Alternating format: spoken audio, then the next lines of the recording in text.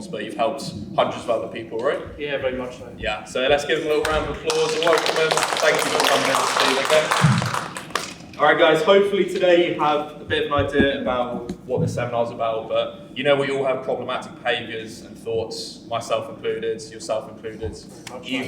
Yeah, even PTs and people who are meant to have our shit together, we still have our own problems we're trying to work through. So it could be, let's say, self-doubt, it could be self-sabotage. I'll link this with health and fitness. So, do any of you self-sabotage, would you say? Yeah, so like you have a few good days and you have one bad day of eating, like fuck, I'm just gonna ruin the whole week and go on a rampage. That's an example. It could be over-reliance on motivation. You could be like, as soon as I'm not motivated, I'm just gonna drop off. Could be unrealistic expectations, could be inconsistency, but we all have a lot of problematic thoughts and behaviours in our lives. So that would impact obviously our progress in the gym and progress in general, in our general life. So this seminar is essentially about how to break them, and Steve's very good at that. So I'm sure you'll agree, but sometimes it's not as simple as just saying like, I'll try harder, you know? Yeah. Willpower only gets you so far. Willpower only does get you so far. I'm sure you can relate to that as well, but it's all very well saying like, oh, I'll go to the gym after work, but what if you have a bad day, your motivation goes down? You know, sometimes you don't always follow through with what your best intentions are. Another example would be like a diet. It's all very well saying, oh, I'll just start this diet on Monday, 100%, I'll lose loads of weight. A lot of the time it doesn't happen. So Steve will touch on this a lot today, but we may not necessarily have as much free will as we think. So obviously we need to take accountability for ourselves. However, a lot of time, stuff in the past dictates our behaviours now. And the past has a big impact on the present and the future, right? So the goal, I would say, isn't to just say, I'll try harder, because that only takes you so far. I think the better idea, Steve will again speak about this today, but you need to identify the root cause of why this behaviour exists in the first place. And the second step is to rewire your thoughts and behaviours to basically stop that behaviour interfering with your progress, okay? So this isn't going to be a motivational workshop. It's what you would call diagnostic and stabilising, in your own words, right? Yeah, very much so. Yeah. So we're going to learn today why certain emotional behaviours feel inevitable, why patterns keep repeating themselves, and essentially how to reduce the impact of that. Okay? So it might take a lot to take in at time. It might be a lot to take in at times, but hopefully you guys follow. It's going to be very useful if you understand. If you have any questions throughout, if you're confused, just put your hand up and come and help you out, okay?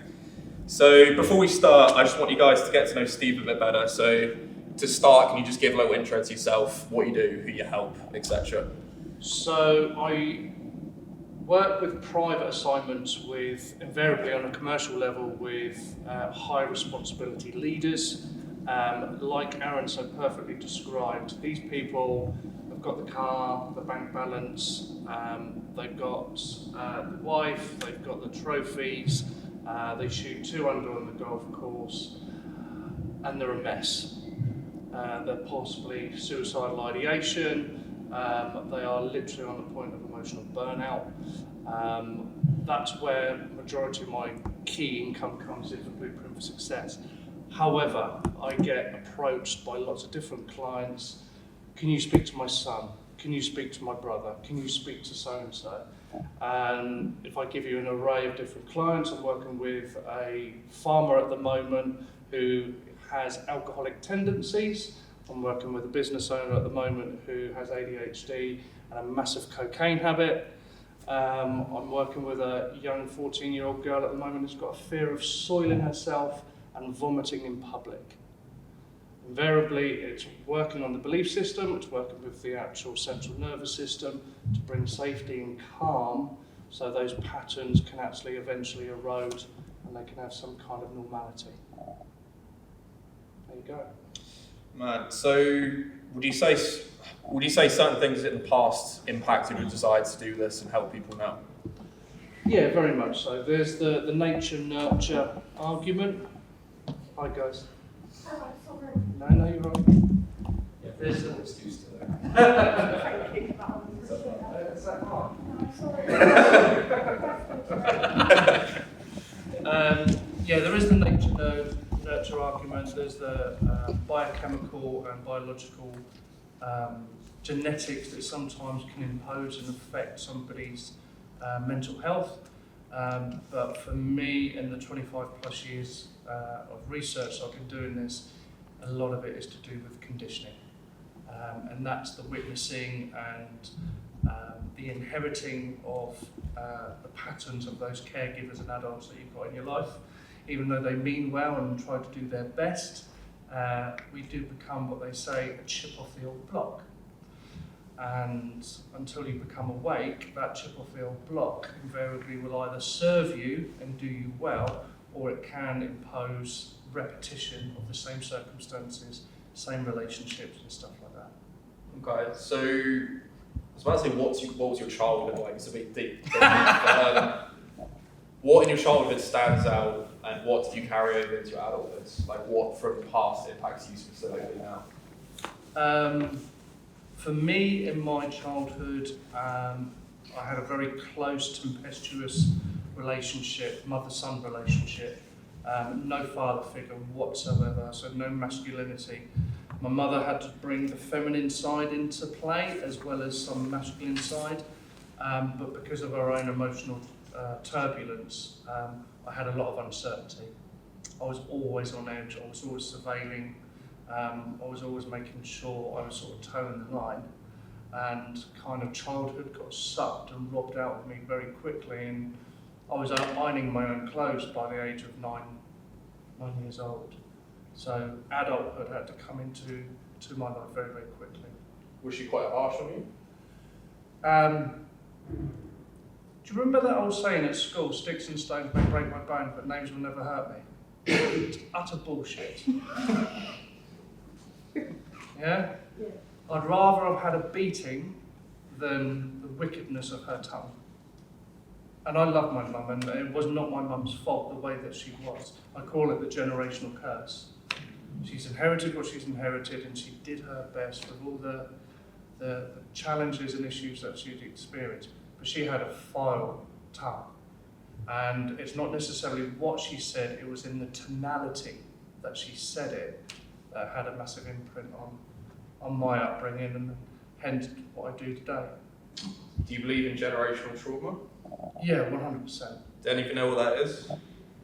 So essentially, if your parents had a very difficult life, they pass certain things on to you, and that impacts you and your lives. It might be you have more of an addictive personality, or you have problematic behaviours, but you basically inherit that from the stress your parents experienced in their own lives. Yeah, right? yeah, very well, yeah. You can't choose your parents, right? And a lot of time, like you say, stuff gets passed on to us, and that impacts us now. Yeah, definitely. I remember you said to me before you grew up in poverty. Is that right? Yeah, if I give you a very quick backstory, my father, hence my features, was Iranian. He was an Iranian naval officer. I was born in 1973, so in 1971 the Ayatollah and Persia at the time was going through a civil war, was about to start a civil war. He came to Southampton on a naval ship and he went AWOL. He jumped ship and he went all the way to Newcastle, and he met my mother, a hard jewellery mining mother, and I guess they fell in love. However, it very quickly established that his Arabic culture and the way they treat women in Iran as second-class citizens did not bode well with a hard jewellery mining woman. And they clashed, they fought, they had me in 1973, but my mum had to run away with me, and she came all the way south to Hayling Island. She went to the far end of the country to basically escape his clutches. And we lived in a caravan for the first year of my life. She always struggled with money. She didn't have a money mindset. She didn't know what money was as a commodity. She didn't have money to work for her. And it was literally social security check after social security check. So there was very much mindset of scarcity and impoverished.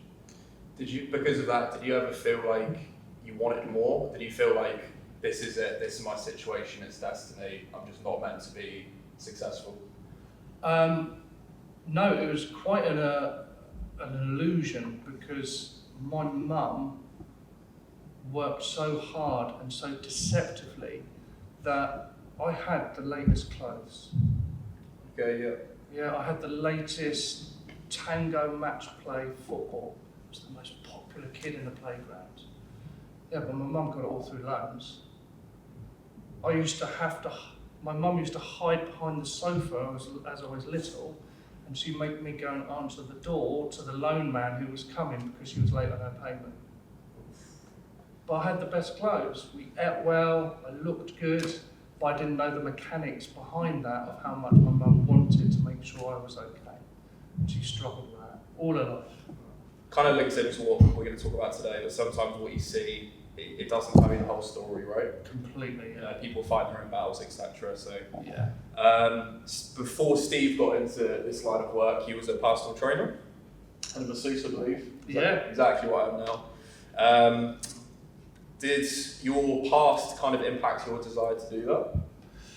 Yeah, I think I've always wanted to help. Yeah. And at school, I was really good at sport. I was good at football. I was good at tennis. I won all my tennis championships at school. Yeah. I was winning silver and sort of gold medals at cross country. And I was playing county level football at school. Being sort of scouted by sort of Portsmouth and stuff like that. And that's where I did have an opportunity to either get sponsored for a tennis academy, and I did have an opportunity to play Pompey Youth football, but I didn't think I was worth it.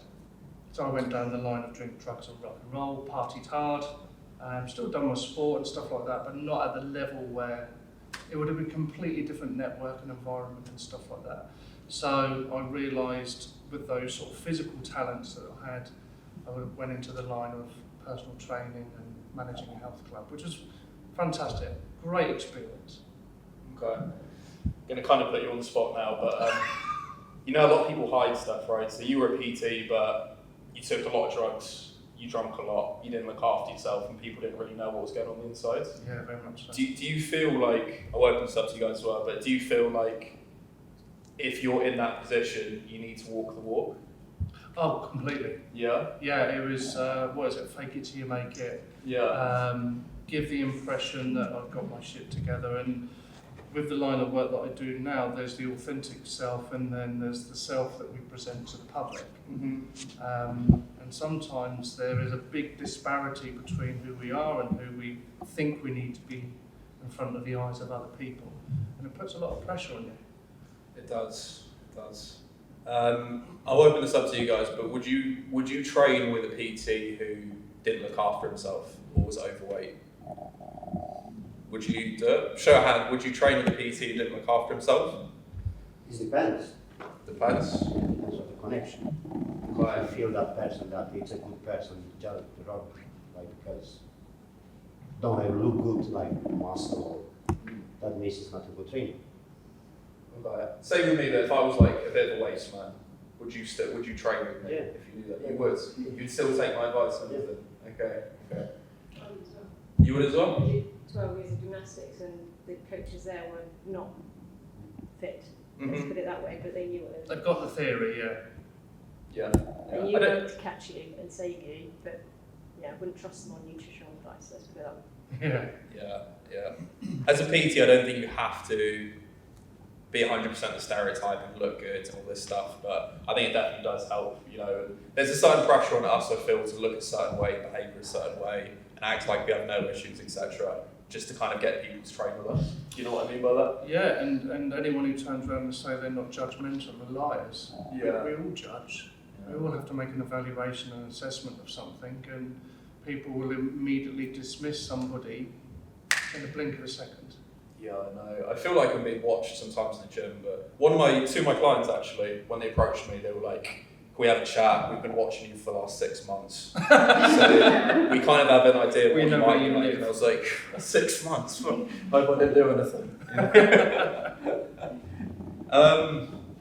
Did you feel potentially like a bit of a fraud when you were a PT? Because obviously you were promoting like a healthy lifestyle with stuff, but you weren't necessarily living that yourself because you were getting on it most weekends.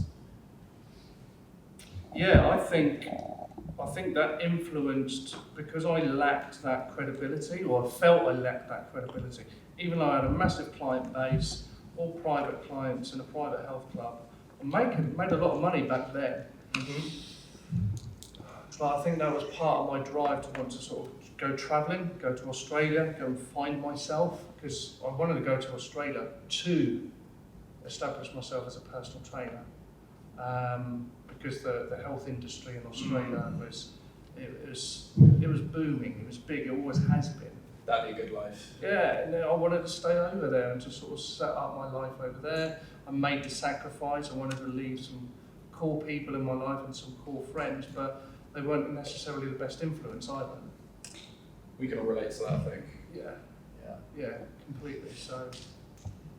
Okay, cool. So obviously with your PT career, you said you were very popular, you made a lot of money, you were super successful, you were viewed a certain way, but inside obviously you were struggling, which meant you took a load of drugs, slept with prostitutes, etc. Yeah. Do you feel like external success can compensate for internal pain? Yeah, there is something that we all do, all humans do, and it's something called shielding and soothing. Mm-hmm. So the categories of shielding, which is technically, if it's a shield, you've got an emotional wound and you need a shield. You need to create a gap between that wound and a further blow to that wound. So you create a distance between it, because if there's another blow to that wound, it could be fatal. What are those categories of shielding?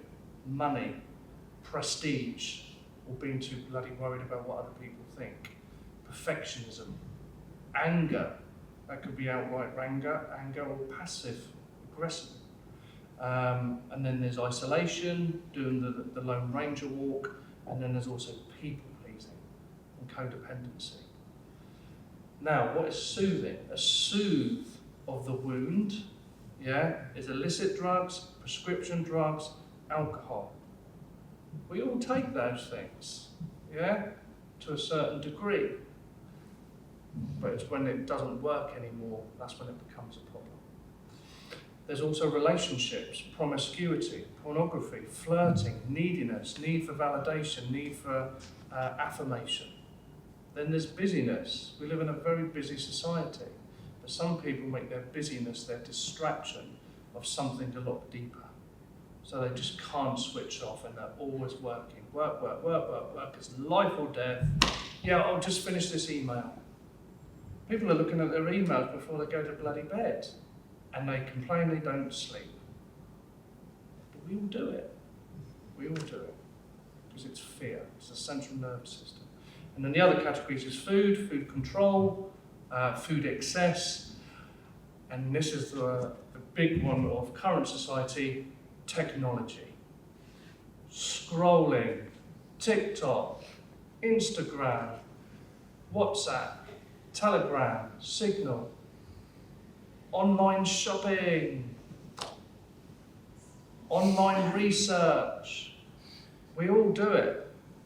And it all works on a temporary basis. It's just when it starts to encroach in your life and it goes a little bit too far and it starts having a detrimental effect on your own well-being, but also on the relationships that you have as well. I know times have changed, and in a way we're lucky we're not being chased by tigers and having to forage to survive and stuff, but life is still hard now compared to hundreds of years ago, just in different ways. Obviously the state of the economy, I'm sure all of you have some degree of financial stress. That will get you down. Relationships. There's so much in modern day society that can bring you down. Yeah. And in situations like that, you need that dopamine hit to always pick you up. And the problem is, you listed so many of them, but so many of them are really, really easy and accessible. Yeah. You know what I mean? So. Even TikTok, you're feeling down, TikTok, scroll, 4 hours goes by. It could be drinking, it could be drugs. There's so many things you can do to boost your dopamine. Yeah. And a lot of the easy choices like that, they're too easy, which means people rely on them. Rather than the better sources like going for a walk, talking with a friend, etc. It's easy to hibernate and get involved in your own problematic behaviours, Yeah. And don't judge yourself on those things if you are partaking in any of those things. It's called modern day life. Yeah. Yeah, we all do them, so don't be harsh on yourself and self-condemn. Just have that kind of evaluation of going, how much is this now costing me? Yeah. Because it all comes with a cost. Yeah, absolutely. Can you share your lowest moment, in your life? That's another deep question. But go, Aaron! Want to bring the emotions out, I presume it would be sometime that period of self-destruction when you were a PT. and you were doing stuff behind the scenes. Was it during that period? No, I absolutely had a whale of a time. Fair enough. I was completely and utterly distracted. Yeah, okay. And I had a great time. I think when I went to Australia, and I had such an anticipation of it going well, and I actually got diagnosed with clinical depression. It was not what I was expecting. I had a year visa to go to Australia, and I had succession after succession of mishaps, monetary-wise, physical-wise. My girlfriend at the time who travelled with me, she lost her sister. We had so many mishaps that I think sent me into overwhelm, and I developed suicidal ideation, and I contemplated 3 or 4 times and really thought it through how I'd actually end my life. Call it grace, call it serendipity, whatever you want to call it, it was not meant to be my time, and I actually came across an advert in a paper actually of a trainee psychotherapist, and it just stood out like an eagle in a birdcage, and I just phoned that lady up and started my journey of actually experiencing what it is to actually start being real, start being honest, and start speaking to somebody in a safe environment. But it didn't end there, because I rapidly went on this acceleration of knowledge and research. I came back from the UK. I actually trained as a psychiatric nurse because I realised this was my calling and this is what I wanted to actually get involved with. And I think I accumulated a really, really healthy career. Even when I was actually working within Blueprint for Success, I knew a lot. I really knew a lot. And then it got to a point where I realised I still wasn't fixed. Because I wasn't really applying it to my own life. And it got to a point where I wanted to actually end my life again. And this is when I was just about to get married to my second wife. And I think my wife was pregnant at the time. And it was just like, I can't do this. Yeah. I've never had a dad. How the hell am I going to be a dad? Yeah? What if I repeat exactly what happened in my childhood and stuff like that? All these things started to really sort of like leak out. And for me, I started looking outwardly apart from trying to intellectualize things. And I went down the path of faith. And I looked at all the religions and realised religion wasn't something I wanted to actually venture into.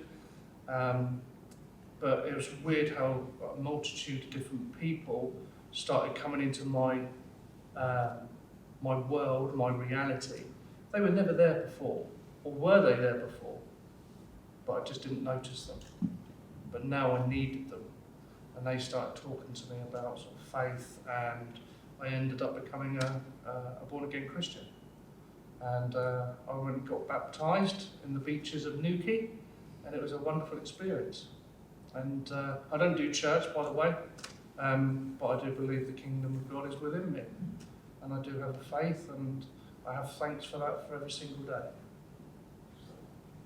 Quite a varied life.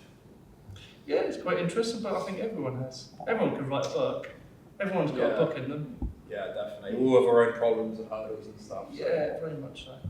When you were kind of at your lowest point, let's say, and you were feeling suicidal and stuff, and you had problematic behaviours, at any point did you think, how do these behaviours impact the people around me?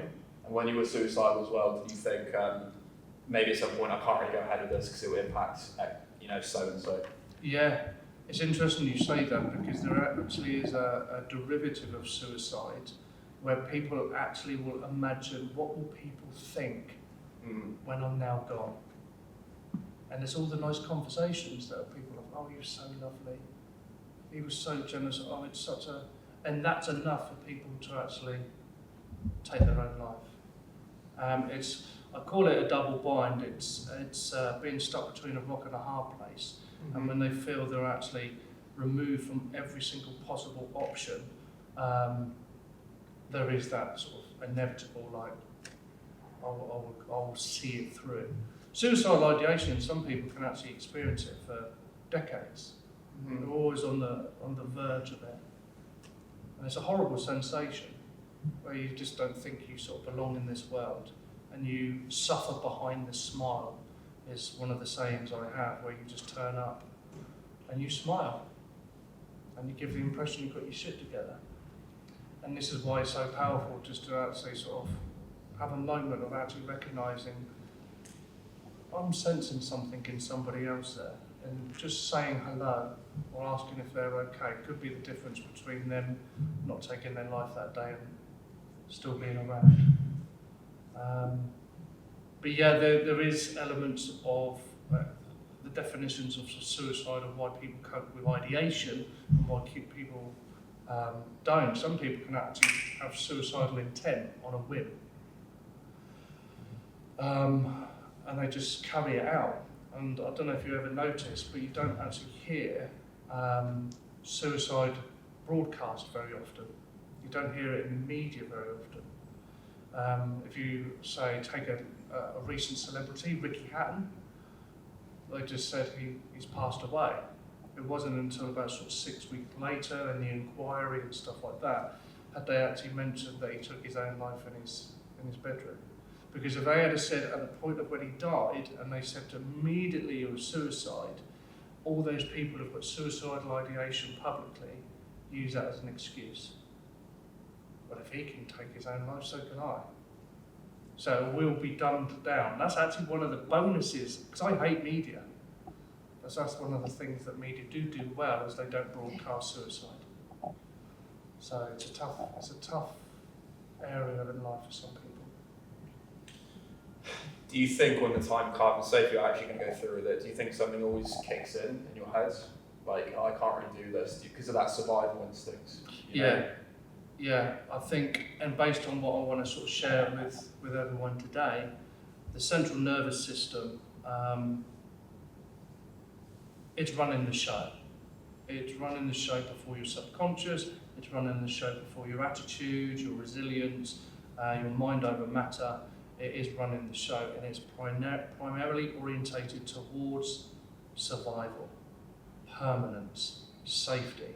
And some people often get to the point of where they're just about to take their life, and the central nervous system kicks in, and it's like, I can't do this. Not for everybody, sadly, but for a lot of people, they do. I'm an affiliate and also an advocate for a construction charity called Speak, and in construction it's a real big one for people wanting to sort of take their life. Construction workers, it's a tough gig, getting out there in the cold, not always got a consistency of work, trying to be that sort of provider at home and stuff like that.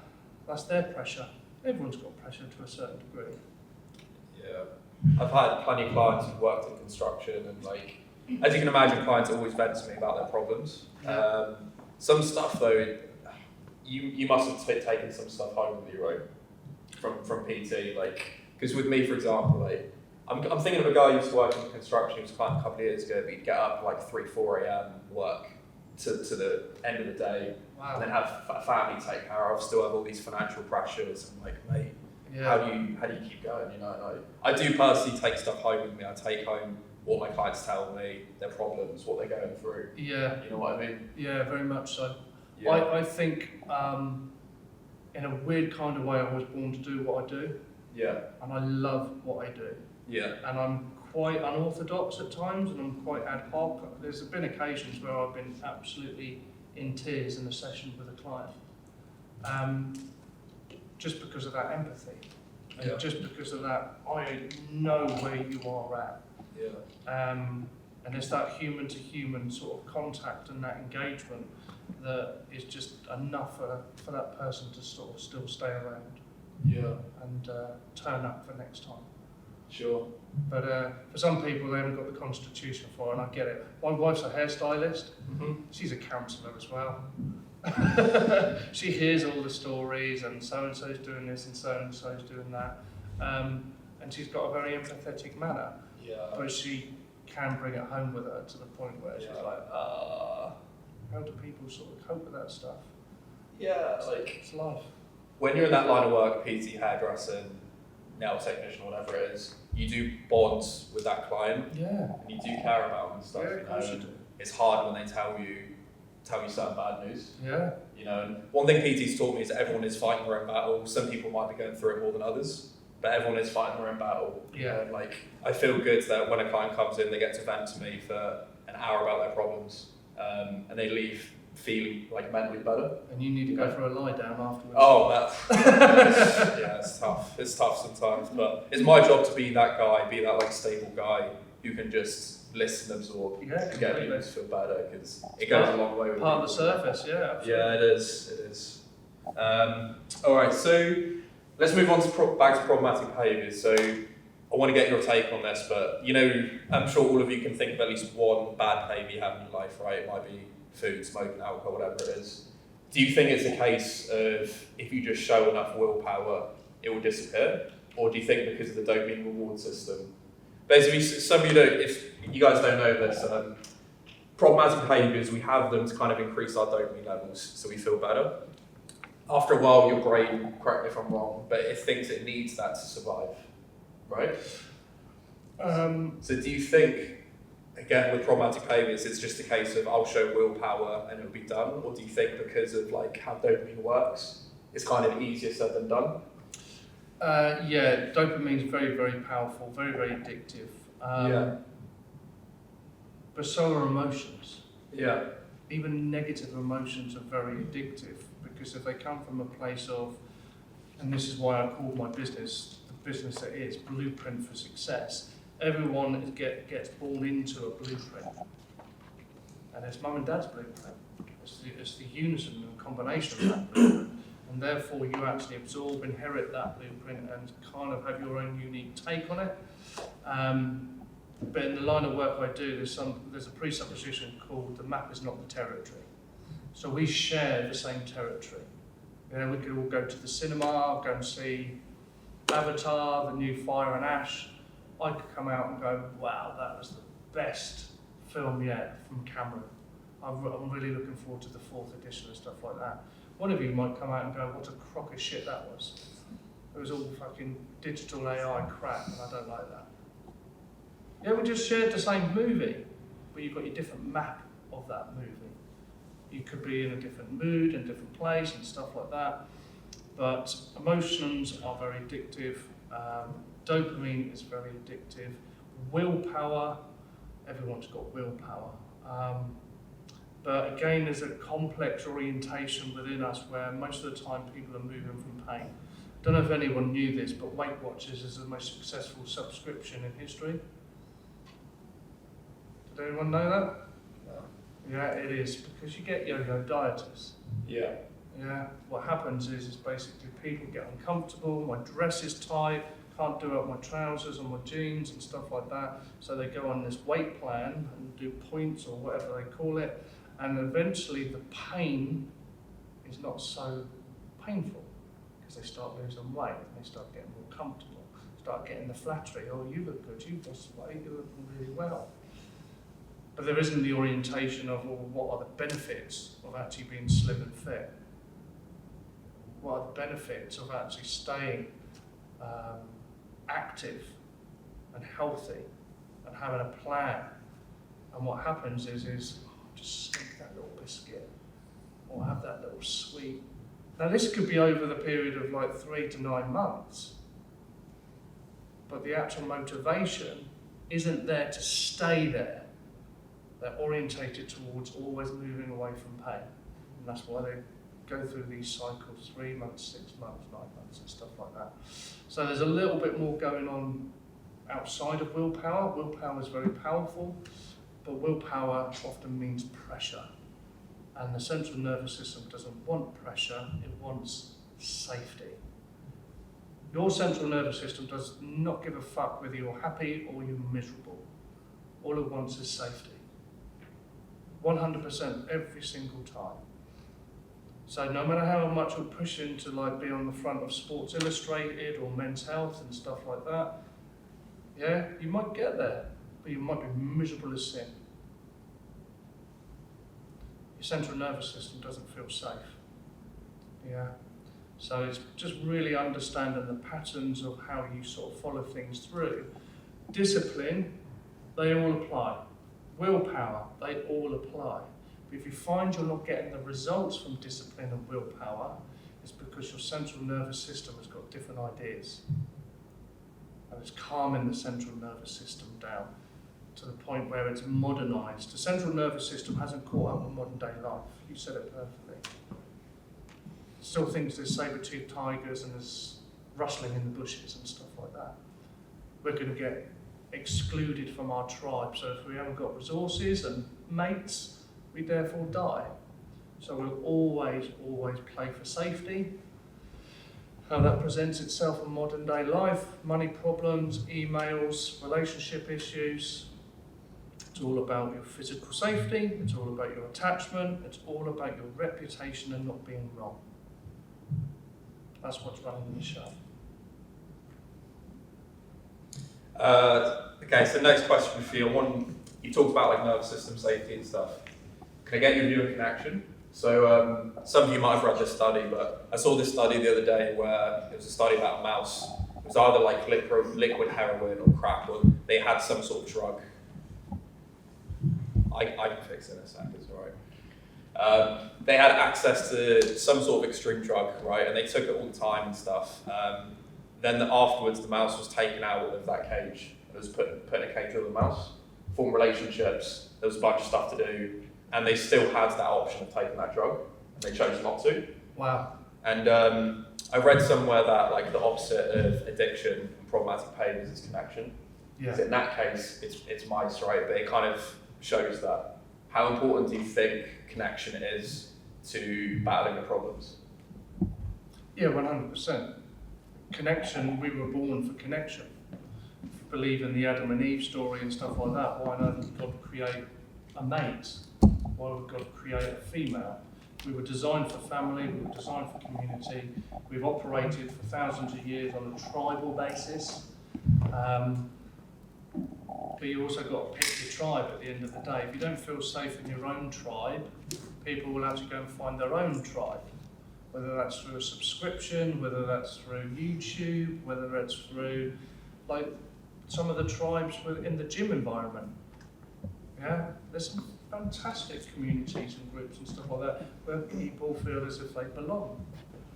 And if that actually helps them sort of be well and be happy and stuff like that, we were joking earlier about the saying, blood's thicker than water. And there has to be a loyalty to your own family and stuff like that. Sorry, fuck that shit. If you've got a family member being a prick or being abusive to you, they can do one. No way. No way. It's human to human. It's not about the blood, it's not about the family at the end of the day. I agree. I don't feel someone should always get like a get out of jail free card just because they're your bloods. Completely. You know? Yeah, I agree. But it's hard.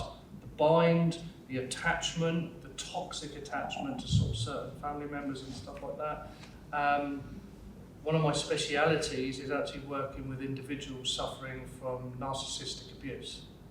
So it could be a man and a female who will come to me, but they're stuck in a cycle of always going back to the same kind of partners, or the same particular partner. Some people don't get to leave, and sometimes that can become fatal. But this toxic attachment is, they're damned if they do and they're damned if they don't. If they leave, what will happen?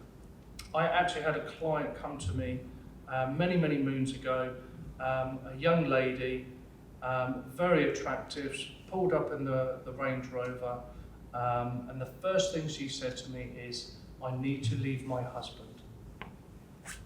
And I said, I think that's the first time you've actually ever said that, isn't it? And she went, the tears are building up and stuff like that. And this was a lady who, she met her husband. Her husband wasn't abusive, by the way. Not abusive. He was very successful. 5 years older than her though. She was 16 when they met. They married when she was 21, so therefore he was 26. He ran a tech company. They had like 3 children, all privately educated. And as we got talking, basically she said, I don't know who I am. I don't know who I am. And I said, I just want you to actually have a moment of contemplating what would life be like without your husband.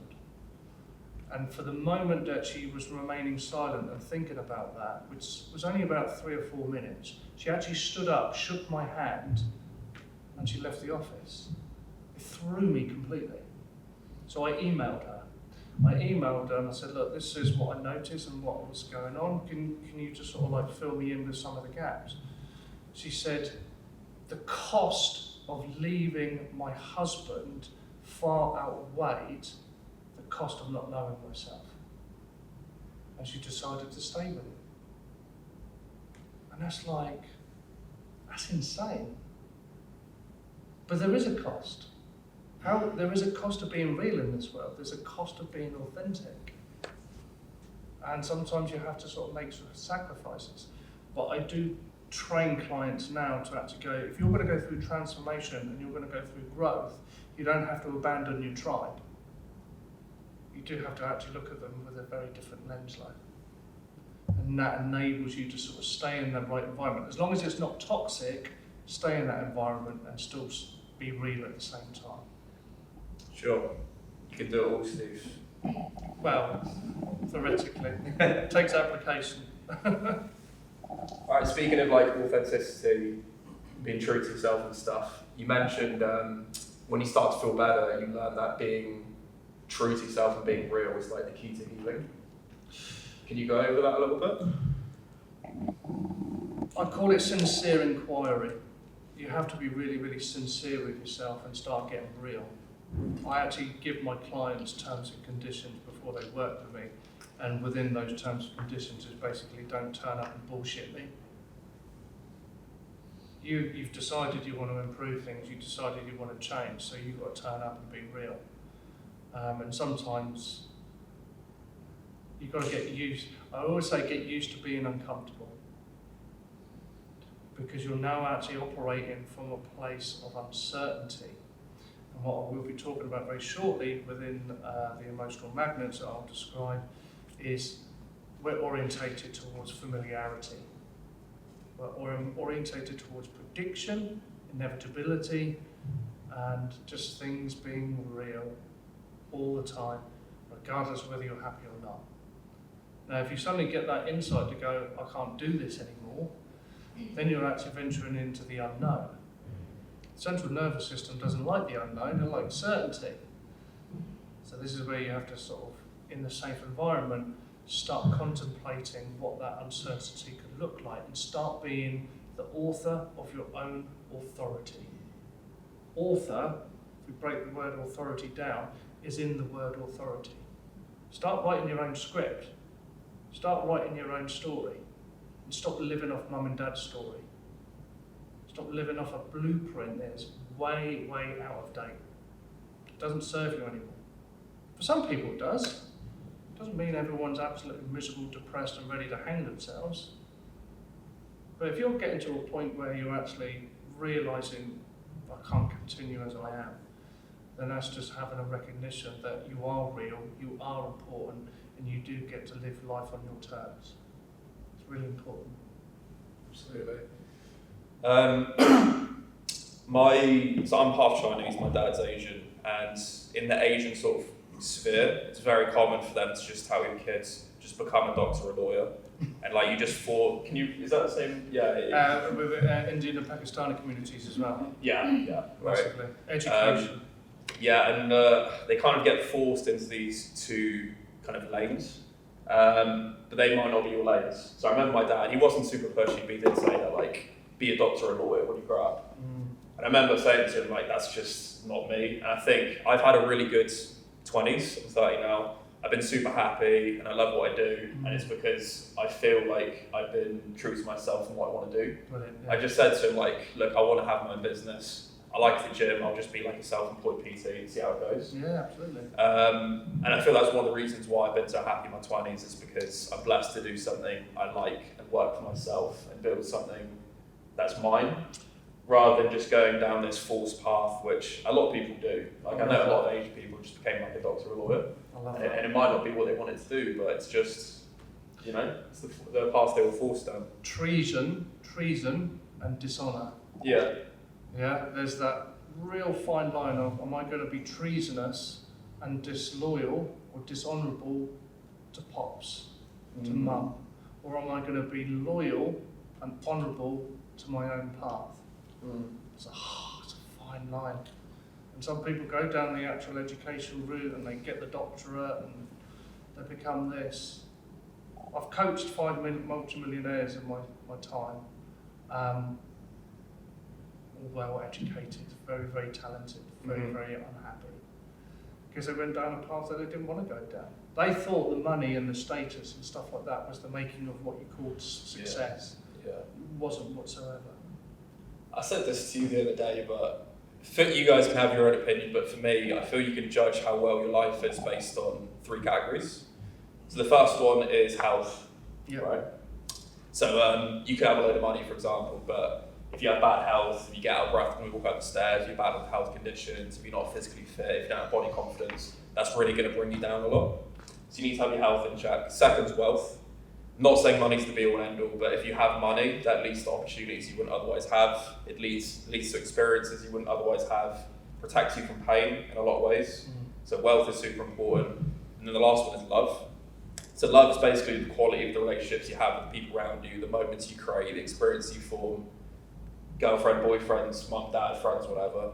I feel to have like a good all-round life, you need to focus on all 3 categories. And a lot of people, they just focus on wealth, like I need to make loads of money, just do this. But if you haven't got good relationships, if your health's bad, if you ignore the other categories, I don't really think you'll be happy overall. To be happy with money, you also need people to share experiences with, and your health to be in check. Would you agree? Yeah, I agree. It's getting that balance. Yeah. It is hard, life. If you look at the whole of society and the levels in the community and stuff like that. But isn't it weird? You can have people who've got all the wealth and the reputation and the status and they're miserable. You've got some people who have nothing. And they're always happy. That level of gratitude is really unique, and sometimes I get envy of it because it's just like, you've got nothing, but they have everything. In their world, they have everything. They're rich. They're rich in love, they're rich in family, they're rich in connection. So rich in other ways. Yeah, absolutely. So, interesting point you mentioned. Yeah, I think that's more the case in the East. In the West, I feel like that comes down to success, right? Like people prioritise success as their... People prioritise wealth as their success, like, indication. But in the East, it's more like, you know, what's my family like? Do I have kids? Am I a good person? Is my health good? You know, they have different spirituality, Yeah, they have different indicators, so, yeah. I just want to ask you one last question before we go into actual physical workshop. Okay. So from your experience, I'm sure everyone here, as well as me, needs something to change, some behaviour they need to change. What's one small but powerful thing they can do now to kind of facilitate that without feeling too overwhelmed? Good question. Maybe I should have told you this before, but I like putting you on the spot. Yeah. It's more true and authentic. You know? Yeah, very much so. Because, you know, facilitating change can feel overwhelming. You know, that's why people avoid it. Yeah, like even with getting in shape, if someone starts at a bad point, it's hard. You need to work on your sleep, you need to work on your stress, you need your diet to be consistent, you need to do weights, you need to do all these things consistently to cause that overall change. A lot of people just feel overwhelmed, like I can't do all of that. I have too much life stuff going on. If I give you the example, I trained a triathlete, quite a successful triathlete. He was in a really bad car accident and he was wiped out for about 18 months. And the thought of going back, he wanted to go back to training, he wanted to get back to competing. But the thought of even starting training again, just, he was traumatised, really heavily traumatised. And it dented his self-image, it dented his confidence and stuff like that. In my school of thought, there's something called chunking. When you look at something and it's a big chunk, you go into overwhelm and you don't even touch it. If you look at that big chunk and chunk it down, to the most minuscule of things, all I would say based on that story is do one thing different, but make it small. and make it consistent. This triathlete basically just did the plank, yeah, because he broke his hips and broke his ribs, shattered a vertebrae, I think he did. He just did a plank for 30 seconds. Yeah, and I said, if you think you can go to 45 seconds, don't do it. He said, what if I can do it? I said, don't do it. I said, just stick to 30 seconds. And he did that for 5 days. And I said, once you've done the 5 days, then go up to 45 seconds. Do that for another 5 days. And then he went up to 1 minute. Do that for another 5 days. Before he knew it, he was doing 10-minute planks, which is quite impressive because I can only do 8 minutes. We weren't competing with each other. Of course, that competitive side of you. Yeah, it did come out. So I would just say, think of something different that you're doing today and take one small step, but make it consistent. There needs to be little drips of discipline and change at the beginning, but soon you realise it becomes a habit. I can use a really crazy story. It's called Be Your Own Butler. Batman could never be Batman without Albert. Was it Albert or Arthur who was his... Robin? No, it wasn't Robin, his sidekick. The butler. Who was it? Was it Albert? I think so, yeah. It was Albert, wasn't it? Yeah? Be your own butler. Batman couldn't be Batman without his butler. Who was going to hang his suit up and wash it every time? Yeah, who was doing all the comms and stuff like that? Be your own butler. If you're struggling with your training regime, have your gym bag waiting at the door. Your protein shake waiting all ready before you go to bed. Just that small little bit of discipline enables you to actually start a routine, get up, get out, keep consistent with it, and eventually it just becomes a habit. But discipline and willpower at the beginning is needed, but start small.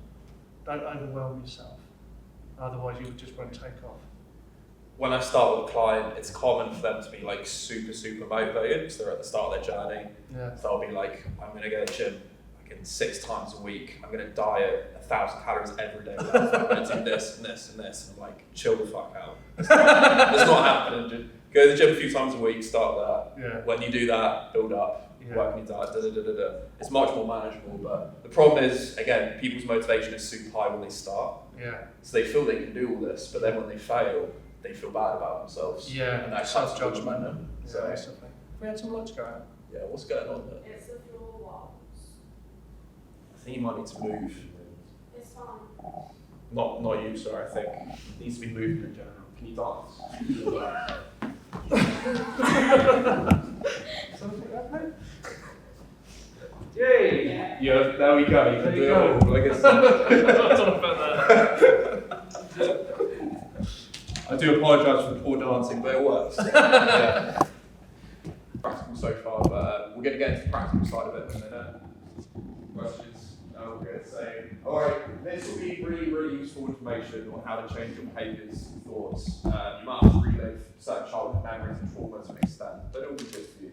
If any of you are confused at any point and aren't following, just let us know, okay? Do you want to speak about the 4 magnets? I will, thank you very much. And thank you very much for listening to that Q&A as well. So hopefully I didn't alarm too many people. I think it was sort of quite interesting. But what I've experienced isn't unique to me. Okay, the details are my personal story, my personal journey, stuff like that, what I've succeeded in and what I've suffered from and stuff like that. That is unique. But the mechanisms are universal. And when you do look a little bit closer at the patterns and the themes that can actually kind of be repetition and reoccurring, some people get the same kind of frustration, some people get the same kind of challenges, some people have the same kind of intimate partners that keep on turning up, some people have the same financial challenges, or the same kind of employers and stuff like that. If there's a repetition that you notice, especially after today, it doesn't mean you're broken. All right? It just means your central nervous system has actually established something very, very early on in your early life, and it's remained true and loyal ever since. But like I said, it doesn't give a monkeys whether you're happy or doesn't give a monkeys whether you're suffering. It will remain loyal towards safety. So I'm going to show you 4 common ways the nervous system recreates familiarity.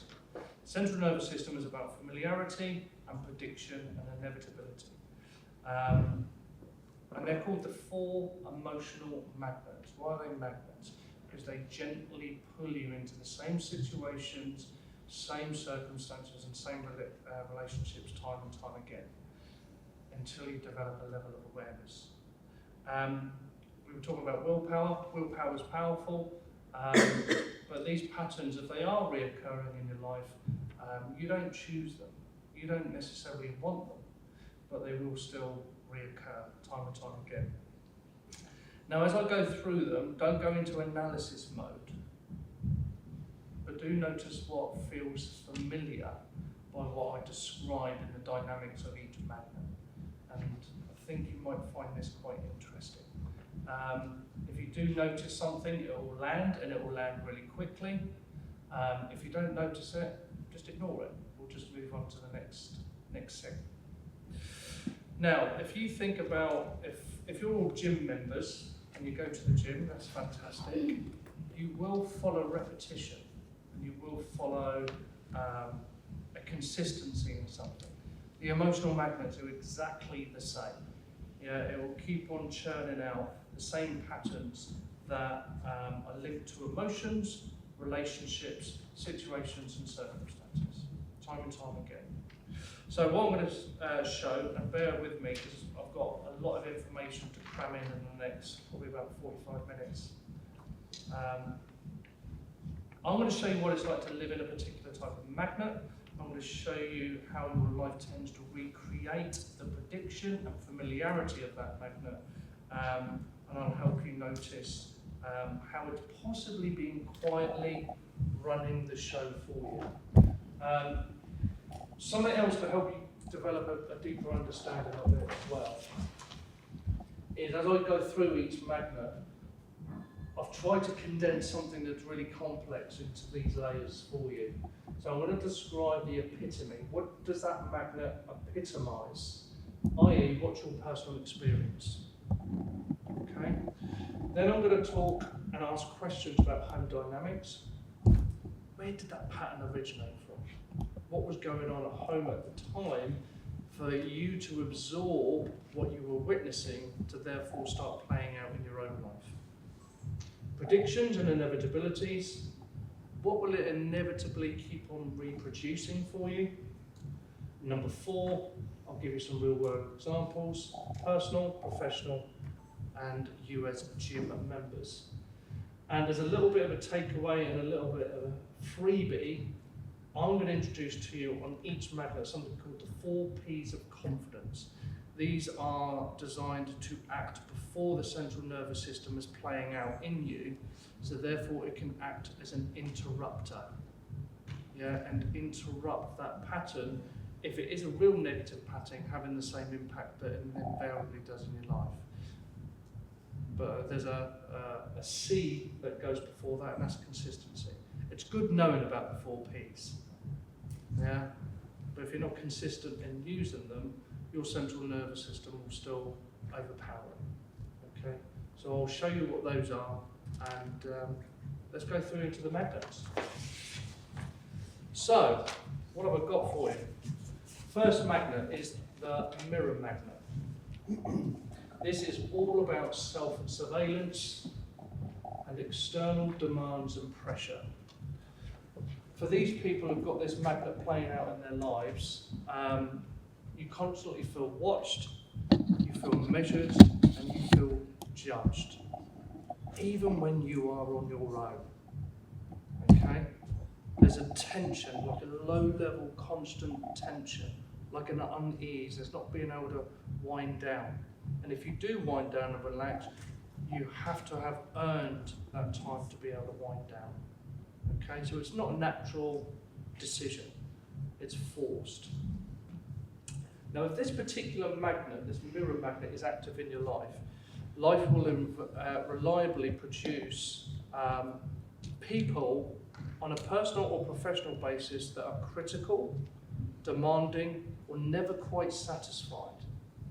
Now, what does a mirror do? It reflects. So if you've got these kind of people in your life, or these kind of situations in your life, it's because you're so hard and judgmental on yourself on the inside. Mirror, reflect back. It's an inside-outside job. It's an inside-outside phenomena. Our personal circumstances are always a reflection of what's going on inside, especially on a central nervous system basis. So let's ask a few questions.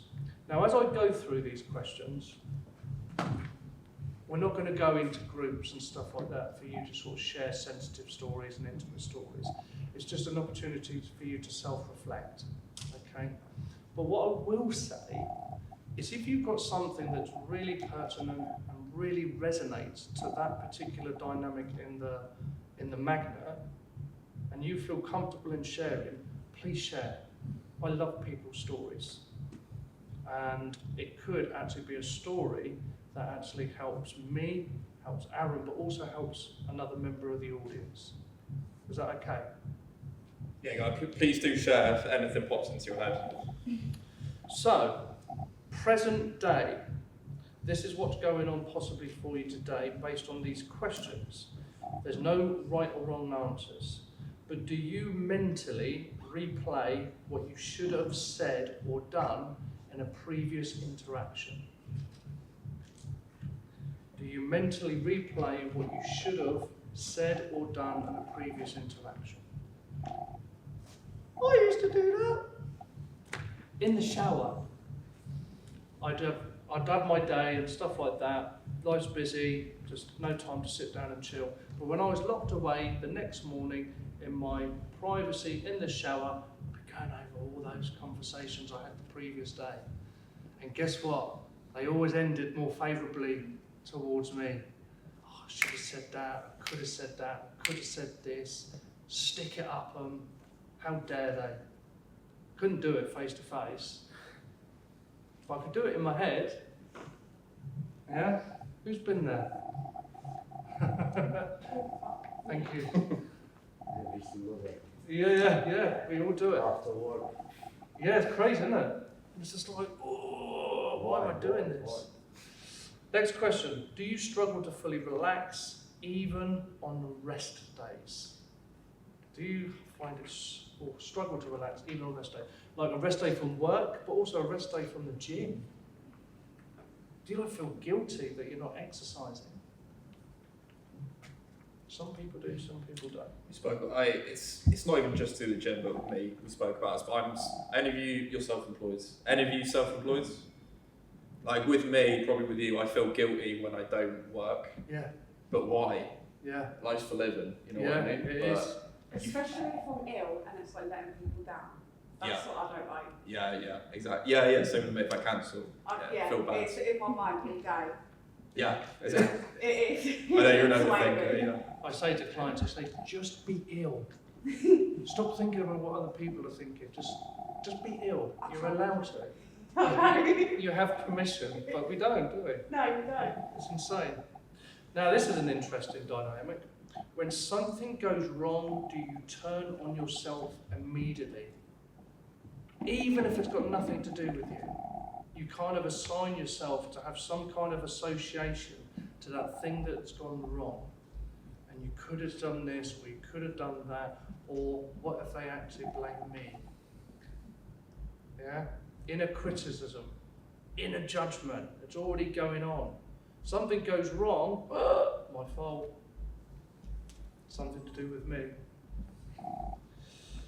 Now, if two or more of those felt familiar, then you've possibly got this magnet playing out in your life. It doesn't mean there's something wrong or you're broken. It's your central nervous system being loyal and it's trying to create safety, even if you're not happy about it though. Home dynamic. This is a little bit of a reflection time of what was life like at home. At home growing up, did you learn to keep yourself in check? Did you toe the line? Were you always really well behaved, really orderly, and you weren't a burden to mum and dad? Not very nice. Were emotions inconvenient, distracting, or something to manage? Were you ever told, oh, you're a little bit too much? Calm down. Just calm down. Well, I'm a kid. Let me be a kid. No. These bits. Did being good, strong, or easy matter? Was being good, strong, or easy matter? Were you not allowed to cry when you've grazed your knee on the playground? Be tough, be tough. Be strong. Don't be a burden. Don't show weakness.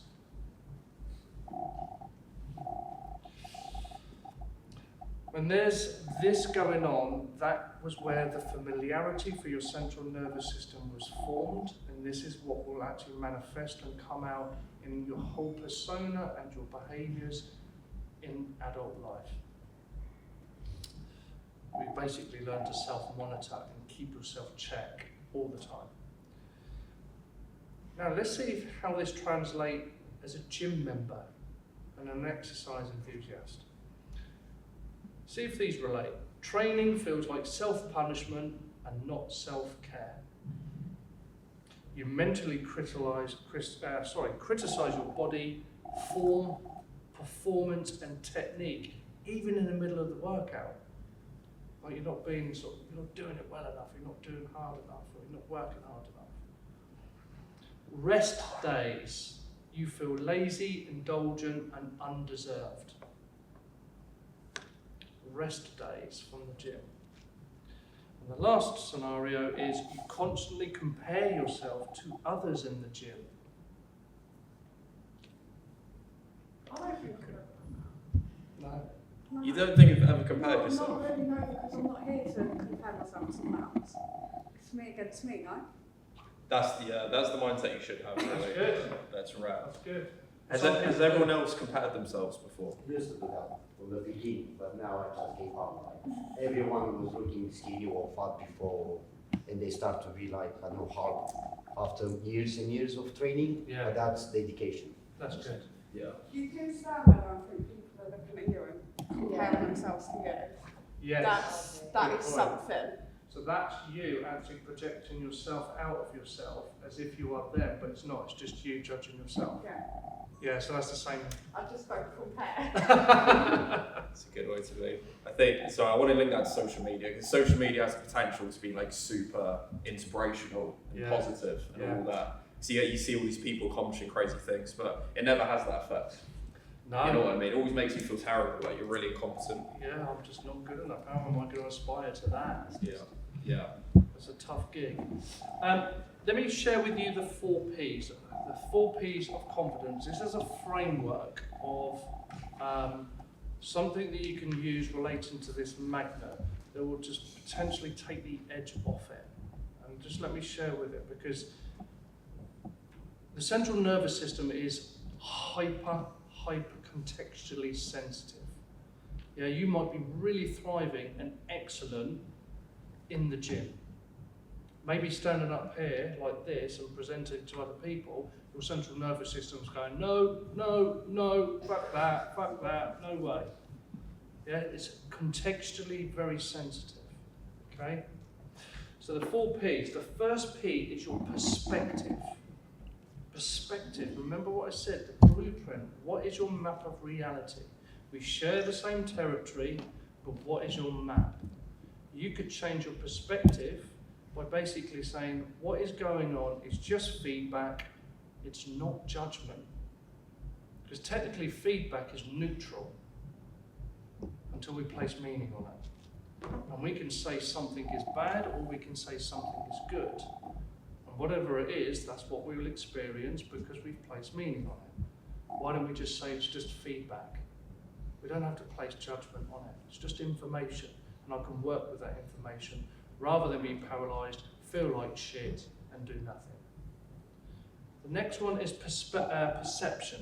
Perception, and this applies to all the other magnets, which is the second P, applies to your inner dialogue. Everybody is commentating their experience on an ongoing basis. There's what we outwardly say, and then there's our inner commentary. It's important for the second P in perception to say self-pressure once kept me safe. Once kept me safe. Because if you're noticing what you're noticing with your perspective, it's just feedback, and you can actually say, well, actually, this pressure that I'm feeling, that kept me safe once upon a time. It worked. But guess what? That deemed threat back then is not the same threat today. That's why the central nervous system hasn't caught up with modern day life. You've got to say as an adult today, whatever I'm fearing about rejection, what I'm fearing about judgment, what I'm fearing about my life, it's bullshit. It doesn't exist anymore. I'm not a kid anymore. I'm an adult. Let's be an adult. Second P is your priority. What are you prioritising in that moment? What's the top of your attention? This should be about regulation, not discipline. We were saying about discipline, we were saying about willpower. They're all powerful things that humans possess to help us progress. But if you're not regulated first, that willpower and that discipline will only get you so far, and also could be quite damaging. It can also backfire as well. Okay? The last P, the fourth P, is purpose. What's the purpose? It's about why. And you can just basically say to yourself, I don't need to be hard on myself anymore. I don't need to be hard on myself anymore. Why am I judging myself? Why am I comparing myself? So if you've got those 4 Ps and you carry those around with you, if this particular magnet is active in your life, then those will actually help lessen the impact and the pressure that you're experiencing. Is that quite helpful? Next magnet. Let's move on. The echo magnet. Yeah. Next magnet is the echo magnet. This is conditional worth, based on personal performance and meeting other people's expectations. Very quickly, codependency and people-pleasing sits within this magnet. Okay? What does this create experientially? Appreciation doesn't land. Someone says something nice to you, anything grateful towards you. Not only does it not land, it also makes you feel quite uncomfortable. Yeah. A quiet hunger, even when things go well. This is the prediction and inevitability of this particular magnet. If it's active, life will keep asking more of you, more effort, more proof, more giving, without any sense of fulfillment. It's exhausting being a people pleaser. And it's actually quite toxic because you're constantly giving outwardly on a self-fulfilling prophecy and a false economy of that you're actually going to be told that you're okay. And even if you do get someone saying that you're okay, it won't even land. Basically, you lie yourself. Yeah, 100%. It's exhausting. Give, not receiving. So, do compliments slide off you quickly or even make you uncomfortable with this particular magnet? Do you feel guilty resting? And do you give more than you receive? People within this particular magnet are very good at avoiding guilt, yeah, because they keep on giving, keep on doing. Guilt, when you're being brought up, is healthy, because a child needs to understand and differentiate between right and wrong. But if you're coming out and you're moving and you're singing and stuff like that, what was that for? You're making a racket. Be quiet. That happens on a continual basis. You'll associate doing things for yourself as wrong. false guilt, that is called. False guilt is really, really damaging, and therefore people within this particular magnet will avoid false guilt, and they'll just exhaust the shit out of themselves by giving to others. Elicitation, home dynamic. At home was praise linked to your achievement or your usefulness and not your very being. Did you only get animation from pops and from mum because of something you did? Next question. Did attention come when you were helping or performing? People within this magnet struggle constantly to have to perform to meet the expectations of other people. This is where you basically learn that worth, self-worth, is conditional. If I do X, Y, and Z, then I am worthy. If I don't do X, Y, and Z, I'm inadequate and not good enough. How does this show up for potential gym users? You only feel good about yourself after extreme effort. You chase exhaustion as proof of the session counting. Compliments about your progress don't stick and you just dismiss them and go, thank you. You feel guilty leaving without being absolutely, utterly drained from your workout, or you may overtrain or help others to feel worthy instead. If effort is how worth gets comfort, echo is usually active in your life. 4 Ps for this particular magnet. Just basically say with your perspective, this is an echo, it's not unfairness. People within this magnet think life is unfair. Life's against them. Because they're having to try so hard just to fucking feel good. And they get nothing in return. There's a false economy, there's no transaction, there's no ROI. Perception. Worth was learned through effort. So just say that to yourself. I learned worth through effort, but I don't need to try so hard anymore. Priority. Letting good things land. That's your priority. Something good happens to you where you get a nice comment, soak it up. Absorb it, because you are worthy and you are good enough. Purpose. I'm allowed to receive without proving myself. You don't have to jump through hoops just to actually have some kind of recognition or significance.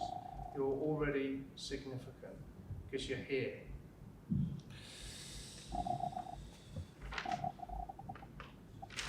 That's the second magnet.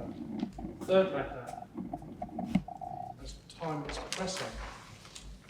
This is the reversal magnet. This is interesting. This is basically like the yin and the yang as being opposite of what you are.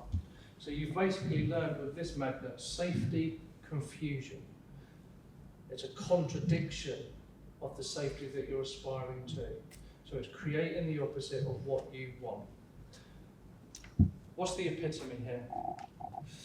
Your words and outcomes don't match. Calm feels suspicious. You feel alive under pressure. So you're always pushing for chaos, drama, some kind of calamity, catastrophe, and you're always striving for calm, you say.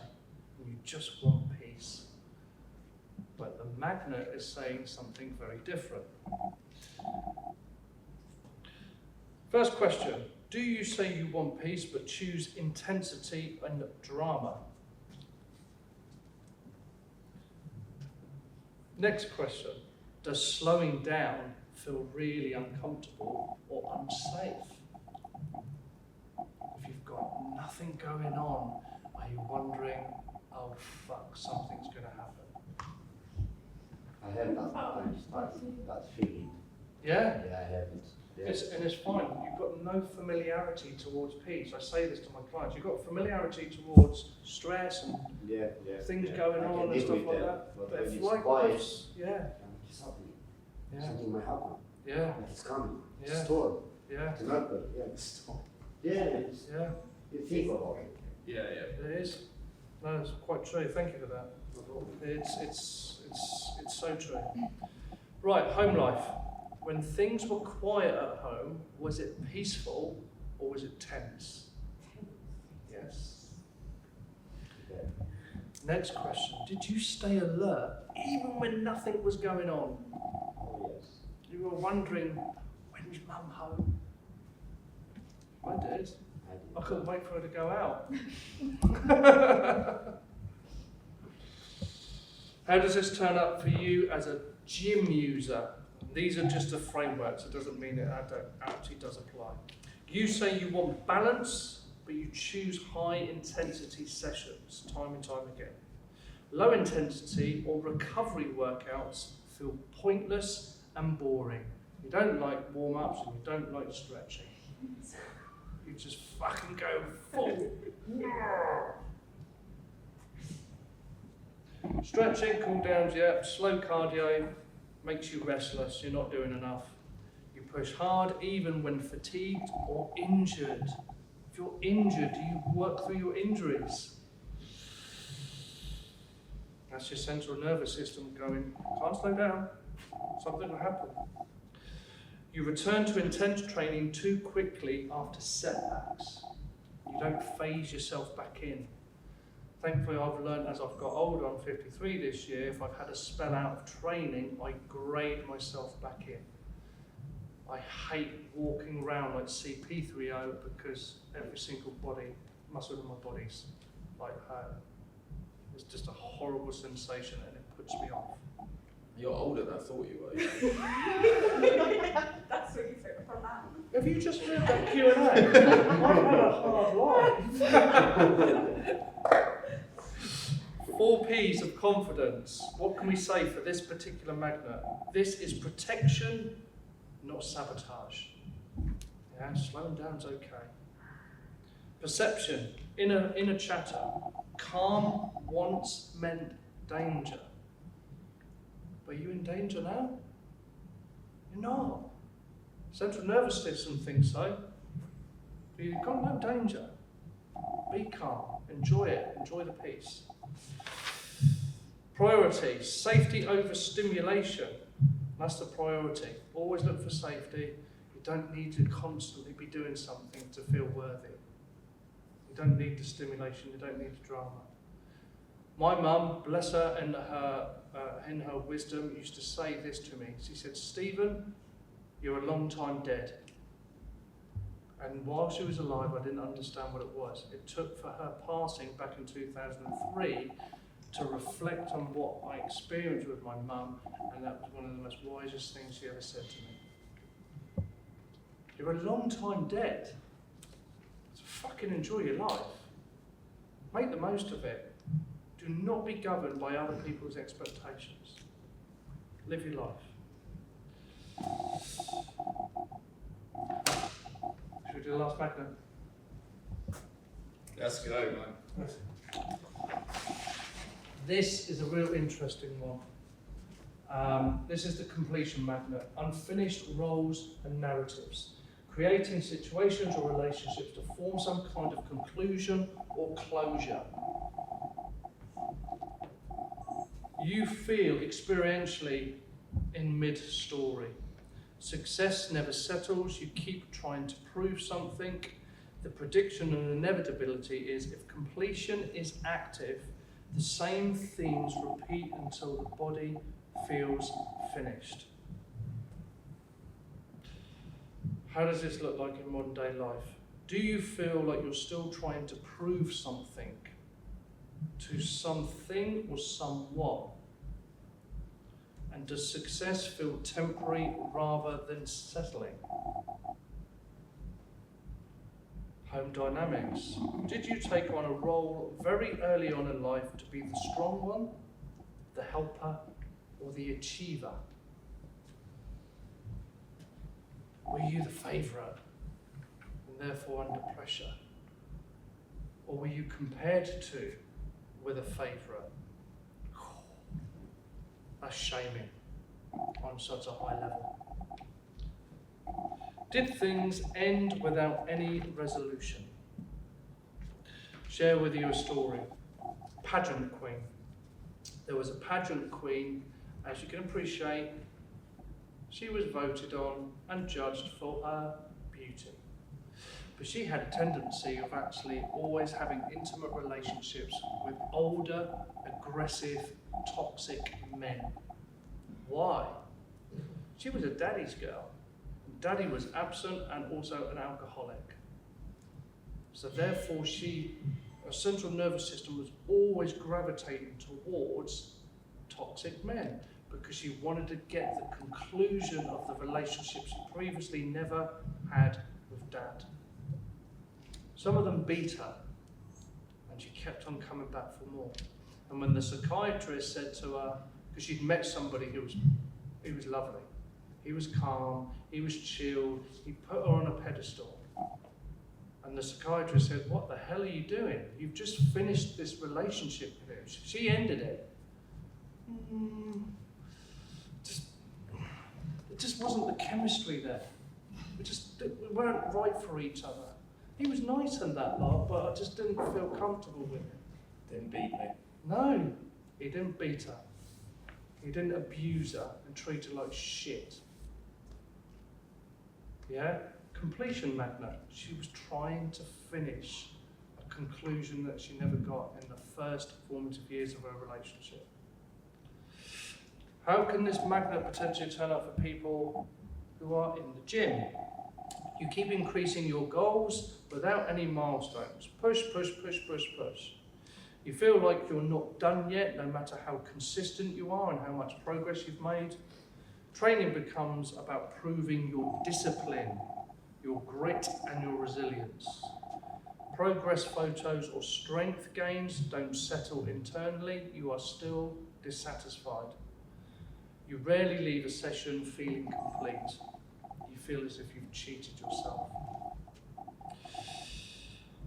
4 P's of confidence to help minimize the impact of this particular type of magnet.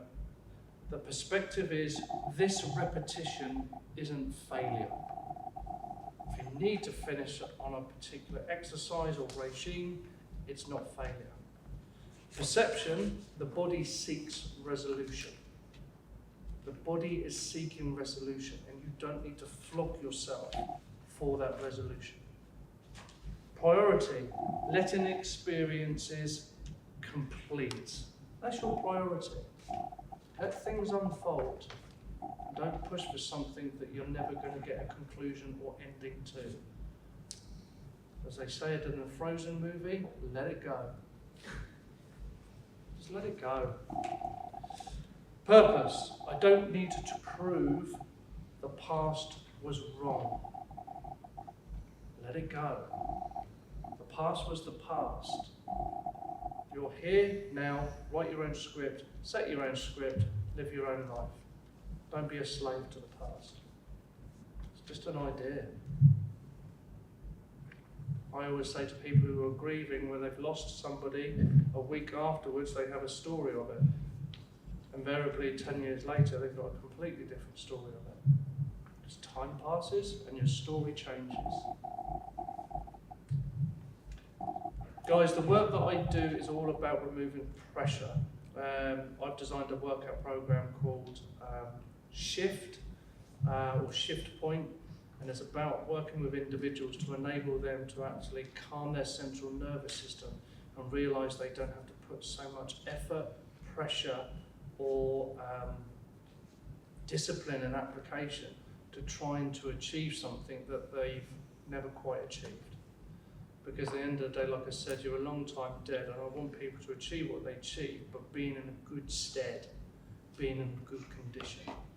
And you may be very successful and you may go on to achieve great things, but if you're still unsettled in here, what's it worth? That's Shift Point. Thank you so much for your time. You've been a lovely audience, so much better than last week's. I hope you've got lots out of that. Do any of you have any questions, comments, feedback, or abuse? Abuse is fine, it'd be funny. Are you sure? Actually, no, you're a bit too savage. Otherwise, so use victims. Yeah. That's not good. You said it. My next victim is coming. You know, you had a laugh sometimes when you're a PT at people like almost dying. Yeah. You just one of those It things. just doesn't happen, does it? Oh no. See blood. You'd be the same. You'd be the same. Not to be, I came from the country, we travel a lot, but I'm not going to fight this. Yeah, I know. Tell me more about Do you want to tell the frog story? it. You little more bit? Don't bring my boy into this.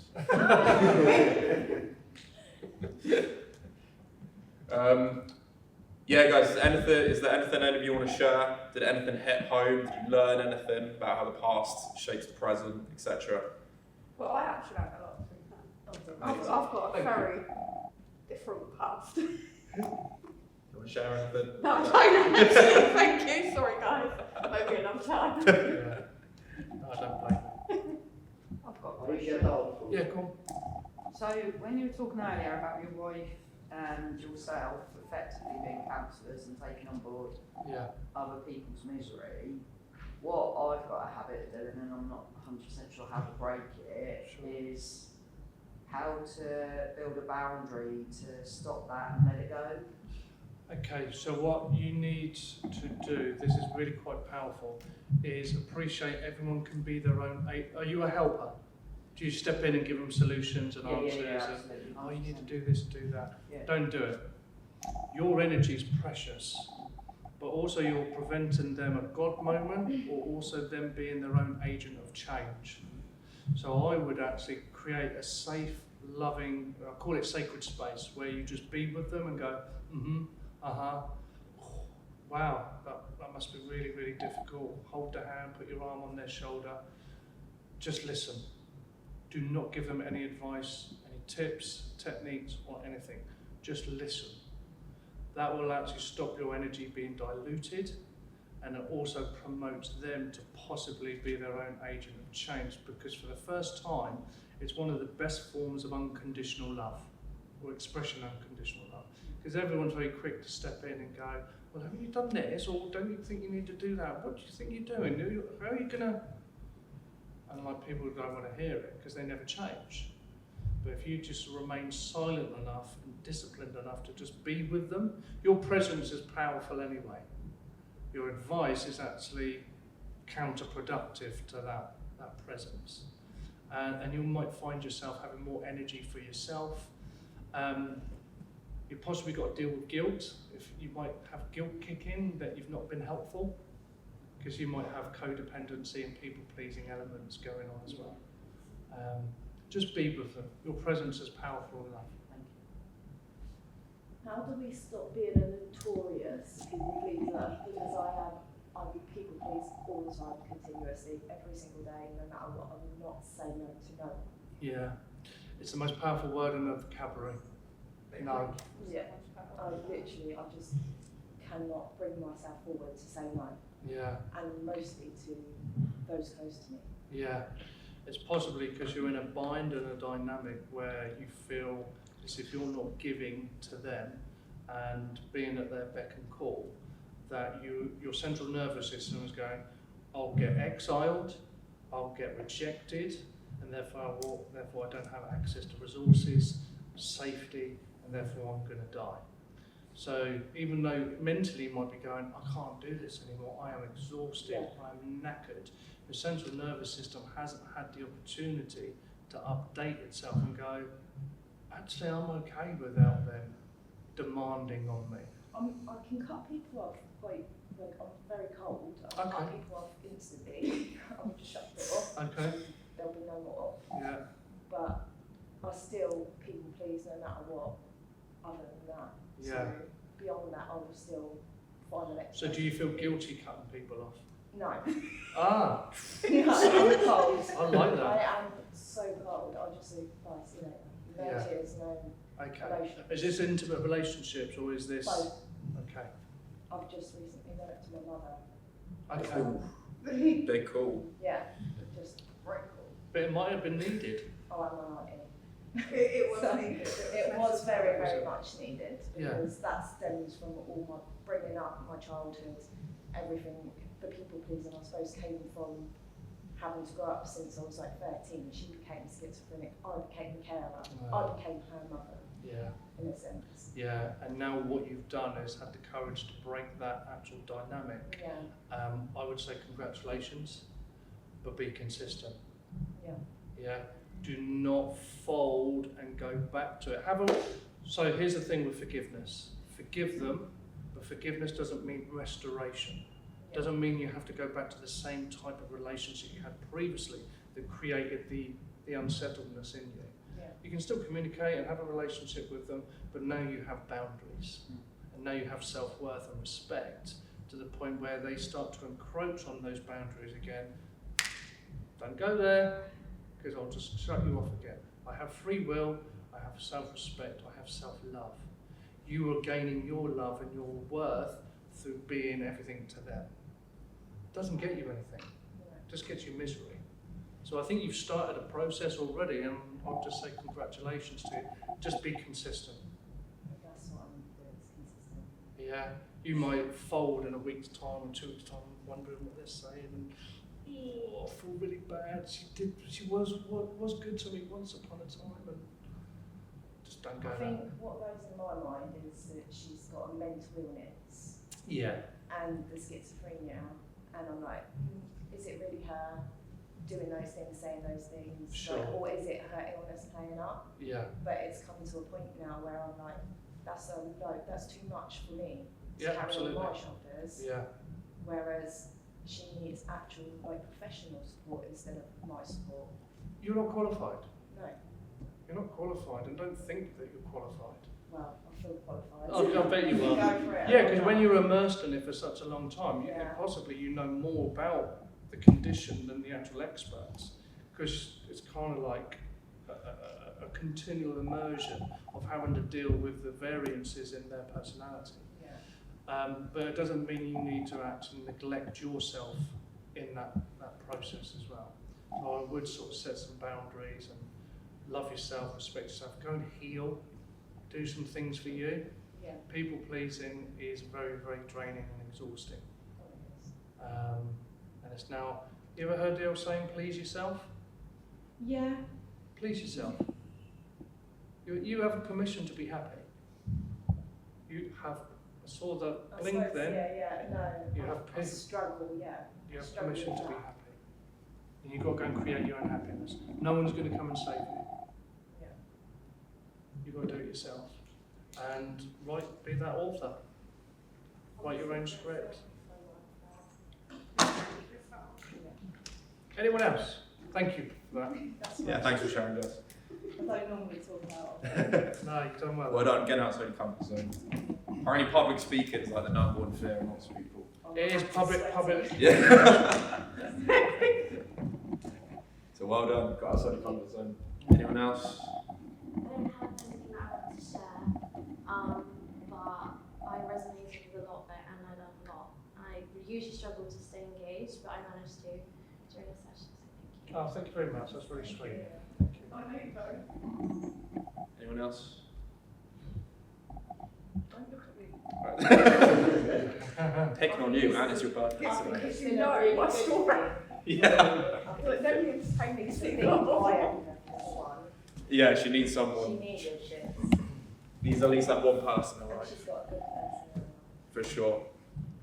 Anyone else have any questions about anything? Alright guys, hopefully all of you took something out today. Bit of a different vibe from last time if any of you came. Was it that But huh? Was it There's Are you assigning blame on yourself again? Don't do that. that wasn't fair. But yeah, thank you for coming, guys. Thanks, Steve, as well, for coming and sharing. Awesome. You guys mind if we get a quick picture? Yeah. Yeah.